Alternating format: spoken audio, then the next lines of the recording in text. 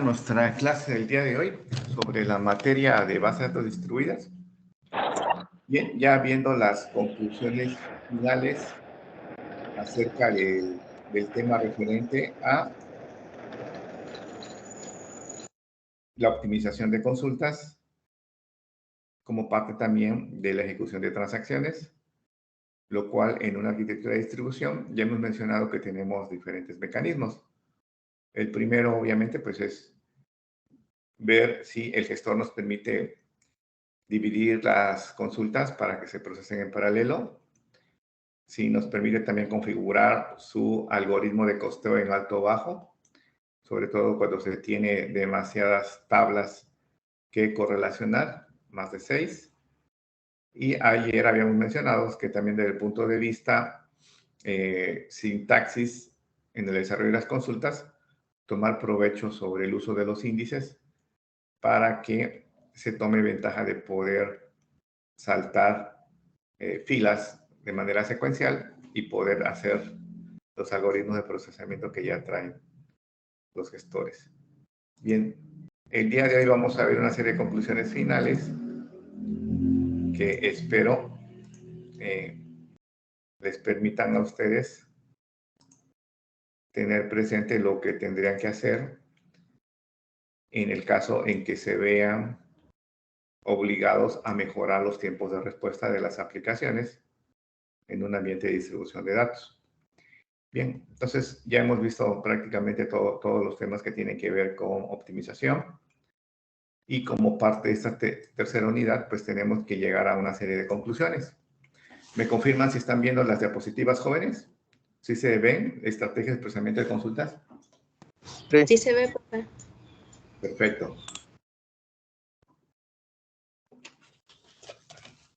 Bien, entonces, un elemento esencial es mejorar el esquema externo, es decir, cómo el manejador de base de datos utiliza las columnas que pertenecen a las condiciones de los filtros, ya que ven que es un tiempo que requiere para poder hacer ciertas operaciones, dependiendo de los algoritmos, pero también va de la mano con el tiempo que requiere para poder ir hacia los discos de almacenamiento, que es la parte más tardada, ya que en su mayoría, como son discos mecánicos, sus velocidades son grandes comparadas a las velocidades que tienen actualmente los procesadores en milisegundos o fracciones de segundos. Entonces, estos algoritmos, que prácticamente son los mismos en cualquier plataforma, pues debemos de aprovechar el que se pueda mejorar ese esquema externo, es decir, lo que habíamos mencionado, ¿no? Las columnas que sean utilizadas, pues hacerlas índices, ya sea únicos o agrupados, si pueden ser si pueden configurarse para que se almacenen de manera contigua, etcétera. Entonces, un administrador de bases de datos, pues tiene que, si va a hacer esto de manera manual, pues va a tener que analizar, en principio, identificar de dónde provienen esas aplicaciones para que se alenten, y obviamente va a encontrar consultas o transacciones que tengan sintaxis que están obviamente llevando a cabo esos tiempos grandes en el término de minutos.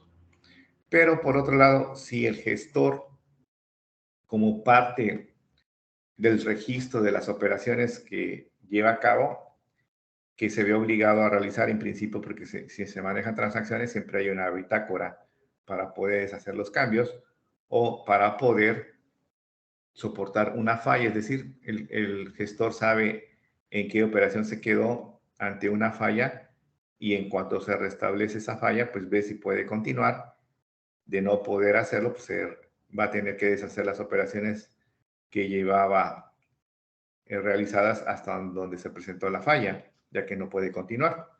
Entonces, esas bitácoras y esos registros de cómo mantiene información de todo lo que va haciendo como parte de los algoritmos, pues es muy útil cuando se le pide un análisis para que reconsidere o reconstruya el esquema interno.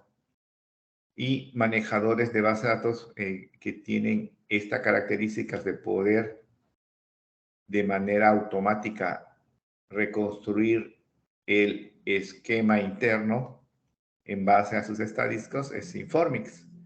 Sin embargo, Oracle y SQL Server, en la medida que han avanzado, también se han vuelto más automáticos.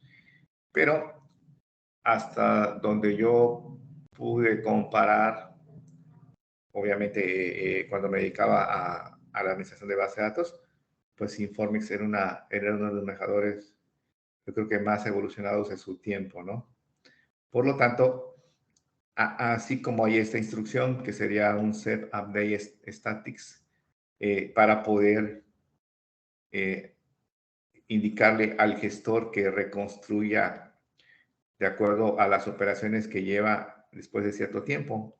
Aquí es muy importante que esta reconstrucción del esquema interno tiene que ser después de un tiempo, de modo productivo, ya que debe tener suficiente información precisamente para poder analizar los cambios que puede llevar a cabo. Es decir, ver qué columnas las puede convertir en llaves o índices únicos, agrupados, compuestos, etcétera, que le permitan mejorar y reconstruir.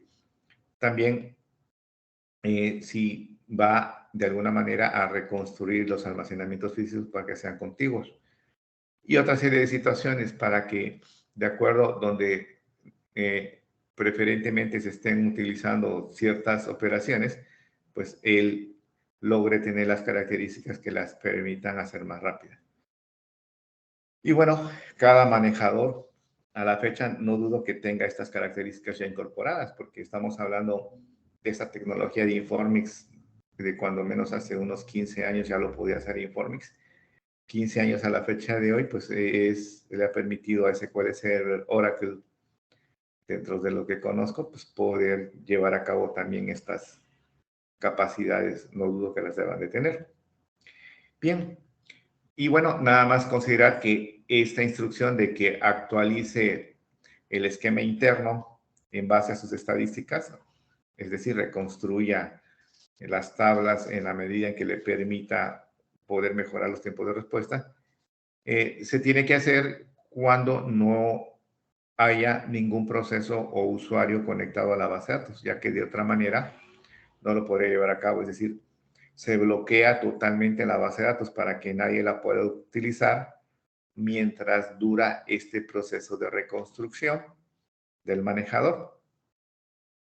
Y obviamente, pues esto le va a llevar algún tiempo hasta que concluya y pueda de nuevo, obviamente, volver a utilizar el procesamiento de consultas y transacciones una vez que haya terminado de reconstruir el esquema interno en base a lo que tenga registrado de cómo puede optimizar tiempos, ¿sí?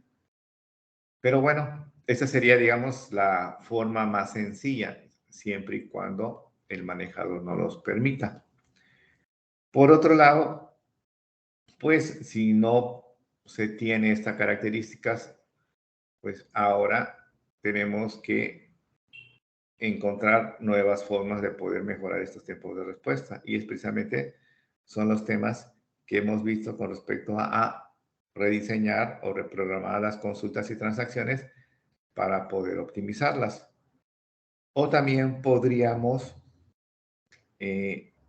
aplicar fragmentación de tablas, que en su momento lo vimos en la unidad 2, cómo se consideran ciertos criterios de diseño para poder dividir tablas que permitan a los diferentes servidores el poder mejorar los tiempos de respuestas al hacerse cargo de una sola parte de las tablas, sobre todo de las que son preponderantemente más utilizadas por las aplicaciones. Siempre habrá tablas principales que son las que se tengan que acceder constantemente.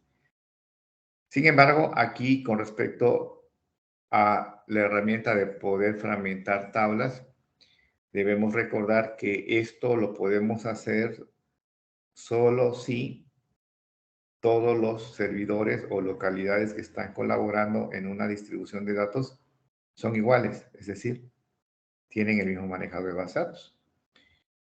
Si no es el caso, si tenemos plataformas diferentes, no vamos a poder aplicar la fragmentación de tablas.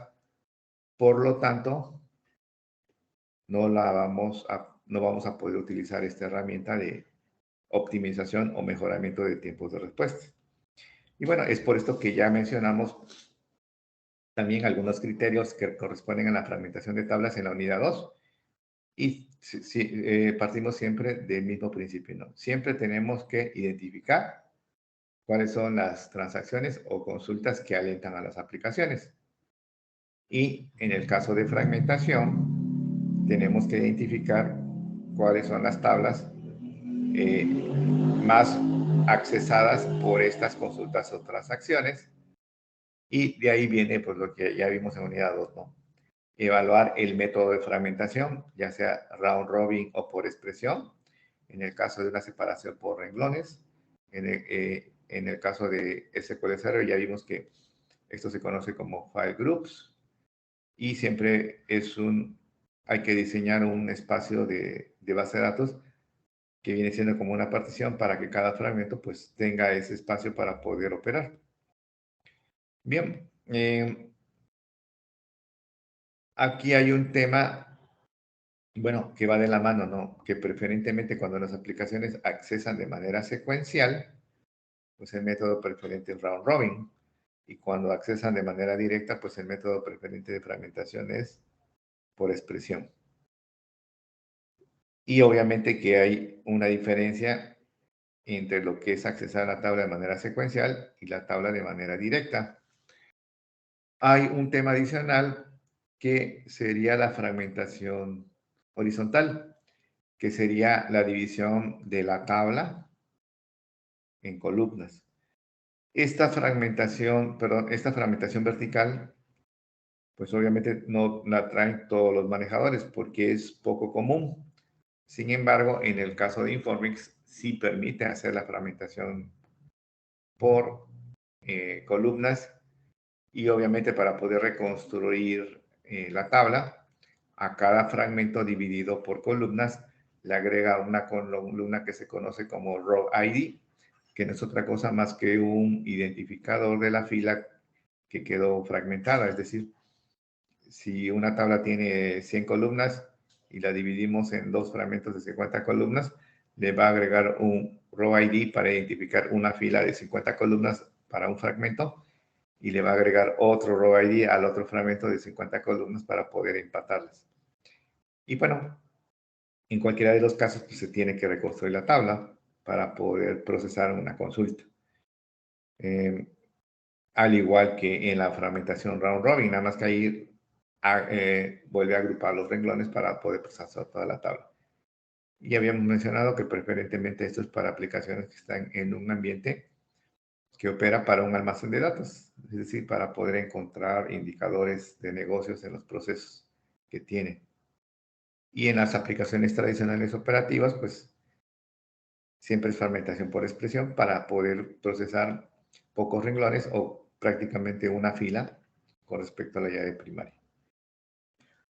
Bien, si no podemos llevar a cabo un mejoramiento de los tiempos de respuesta en base a que no tenemos la misma plataforma, pues tenemos el otro elemento, que sería rediseñar las consultas para optimizarlas.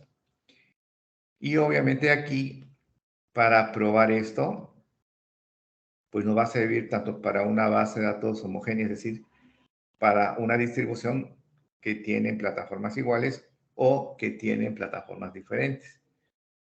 En cualquiera de los casos, siempre tenemos que preparar un ambiente de prueba, ya que obviamente los cambios que vamos a desarrollar, pues tenemos que estar seguros que van a funcionar. Si ustedes recuerdan, por eso es que en algunos ejemplos que vimos con query correlacionado, que lo reconstruimos de otra manera, como un join con una vista, pues determinamos los costos, ¿no? Para asegurarnos si realmente funcionó la nueva lógica para mostrar los mismos resultados y si puede ser contraproducente el rediseñar la consulta, etcétera. Pero aquí lo interesante es que estos ambientes de prueba pues son para cada plataforma. En el caso de que tengamos plataformas diferentes, había que preparar un ambiente para Oracle, otro ambiente para SQL Server, otro ambiente para Informix, porque cada uno de ellos, si ustedes recuerdan, pues tiene su propio modelo conceptual de tablas que está administrando. Realmente las vamos a integrar por métodos alternos. ¿Cómo se integran estos métodos alternos cuando tenemos plataformas diferentes? Pues ya hablamos de servidores, de servicios web, perdón.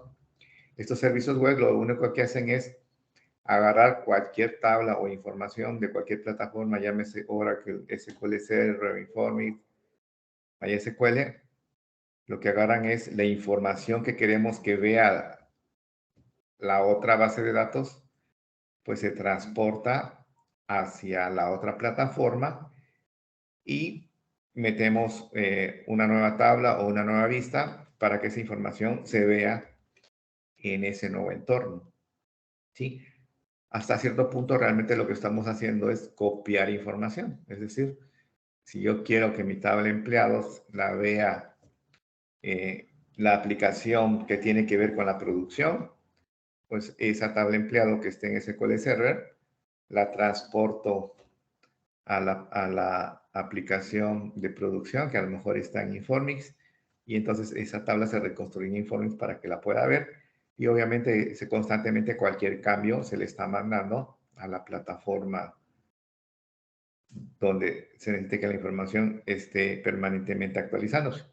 ¿Para qué? Para propósitos de hacer verificaciones de nuevas reglas de negocios o de poder operar transacciones o consultas.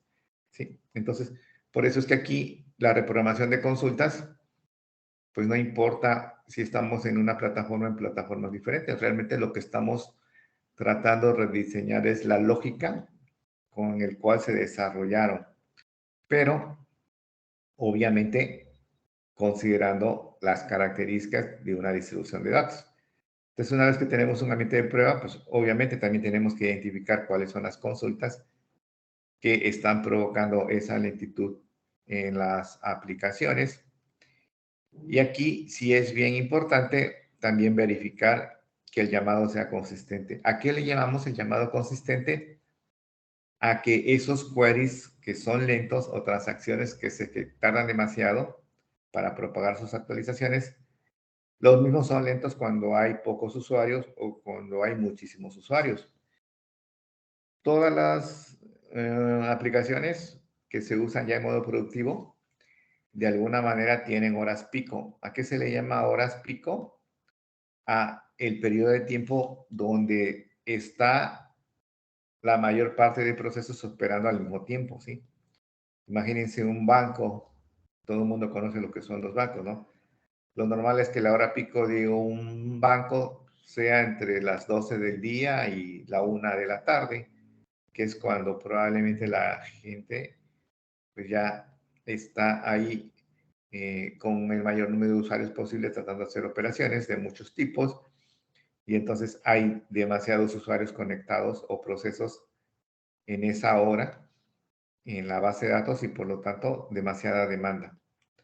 Pero en contraposición, la hora donde habría menos usuarios probablemente sea cuando abre el banco, ¿no? Las 8:30 o 9 de la mañana, la primera hora es donde normalmente hay pocos usuarios y por lo tanto, pues esa hora sería, digamos, la que tendríamos que probar para saber si el query que según nosotros identificamos como lento o transacción lenta, pues lo mismo se tarda cuando hay pocos usuarios o cuando hay muchos usuarios.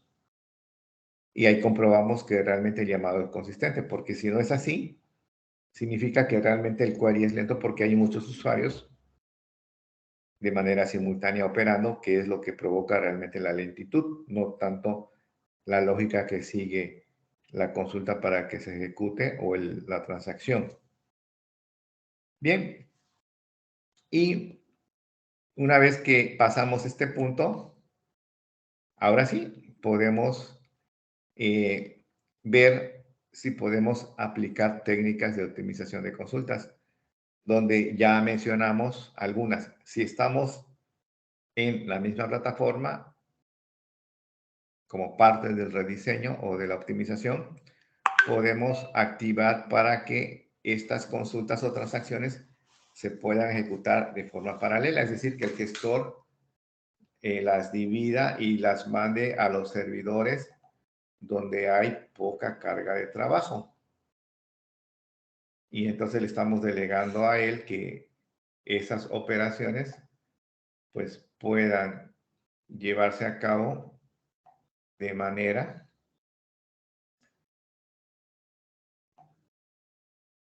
que se puedan atender por más localidades o servidores al mismo tiempo. Bien, sí, como parte de lo que nos permite hacer el manejador, nos permite modificar el cálculo del costo en baja o alta, es lo que les comentaba, ¿no? Pues lo podemos indicar, ¿no? Tenemos que ver si esas consultas complejas tienen más de 6 tablas, las ponemos en bajo. Si tienen menos de 6 tablas, pues las pondríamos en alto, ¿no? De tal manera que nos permitirían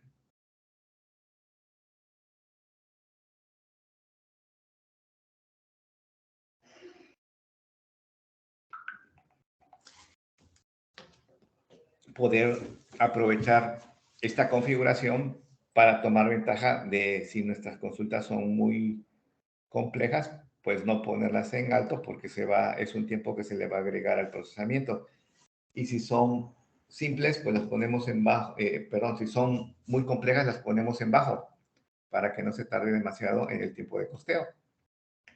Y después de esto, pues la tercera forma o tercer elemento que podemos incorporar es lo que ya habíamos mencionado, ¿no? Analizar las características que habíamos estado checando. ¿Cuáles son estas características? Pues que estas consultas que queremos optimizar eviten hacer source, y ya sabemos que es cómo evitar un sorteo, pues utilizando las columnas que son utilizadas en los order bytes o en el good bytes como llaves o índices nuevos que permitirían evitar ese sorteo. Por otro lado, si son subqueries correlacionados, pues tratar de modificar la lógica para que no sean subqueries correlacionados. Tomar provecho de los índices en el procesamiento de las consultas, en las cláusulas where. Si tenemos que evaluar cadenas, sobre todo cuando se comparan como índices, pues sacar provecho de las primeras posiciones para que evite leer de manera secuencial. Y de otra manera también, cuando tengamos que evitar no tener que leer por las últimas posiciones de un índice o llave, podríamos dividirlos en secciones para que se tome provecho otra vez del árbol binario.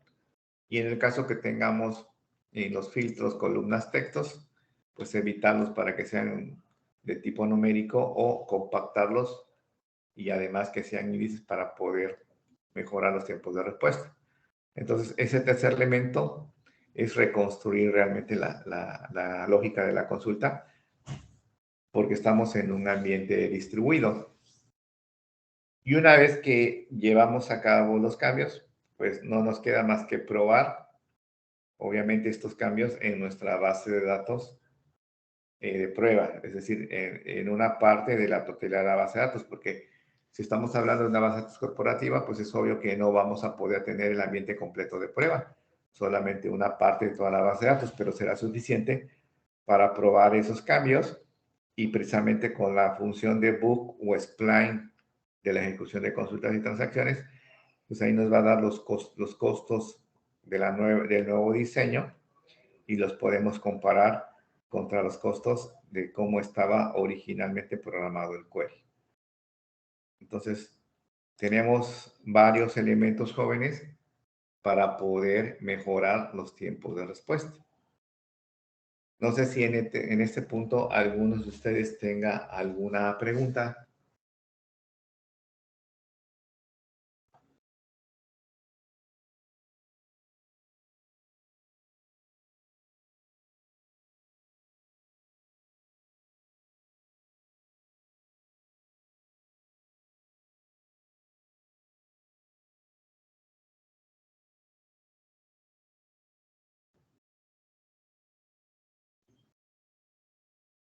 ¿Alguna pregunta, jóvenes? No, ninguna, profe. Entonces, podríamos ya dar por concluida esta unidad. ¿Qué elementos tienen ustedes en un momento dado como futuros administradores de base de datos en el caso que los involucren en mejorar los tiempos de respuesta en aplicaciones que están utilizando una arquitectura de distribución de datos? ¿Ya tienen una idea de qué es lo que tendrían que hacer, jóvenes?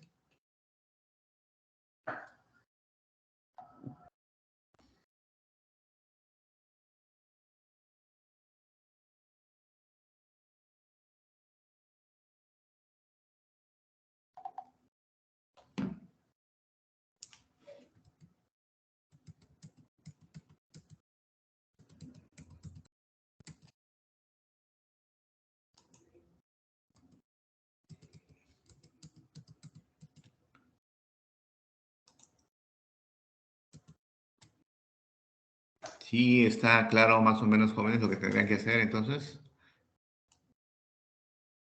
¿O alguien sigue teniendo alguna duda por ahí?